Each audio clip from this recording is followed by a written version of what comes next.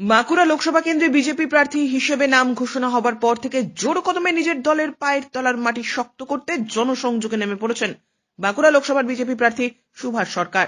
প্রতিদিনের মতো আজও তিনি জনসংযোগ বাড়াতে প্রচারে বেরিয়ে পড়েন। তবে বাঁকুড়ার কেশিয়াকোল এলাকায় যোগীরাজ শ্যামাচরণ লাহিড়ী সনাতন সোসাইটিতে পুজো দিয়ে তারপরে প্রচারে যান সুভাষ সরকার।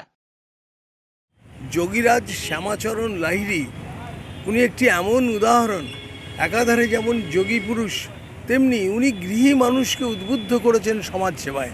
তাই আজকে ওনার পুজো দিয়ে সমাজ সেবার ব্রত যেটা নিয়ে আছি আমি, সেটা যেন আরও ভালোভাবে পালন করতে পারি এবং আগামী 5 বছর বাঁকুড়ার মানুষের সেবা করতে পারি, এই নিবেদন করলাম। দেখা যাচ্ছে প্রতিটা জায়গাতে আমি যখন যাচ্ছি পুজো পাঠ করছি, খুব স্বাভাবিক, তার কারণ ঈশ্বরের শক্তি নিশ্চয়ই সকলের গ্রহণ করা উচিত, আর মানুষের সেবাই হচ্ছে ঈশ্বরের সেবা। প্রচারে এক্সট্রা কোনো পাওয়া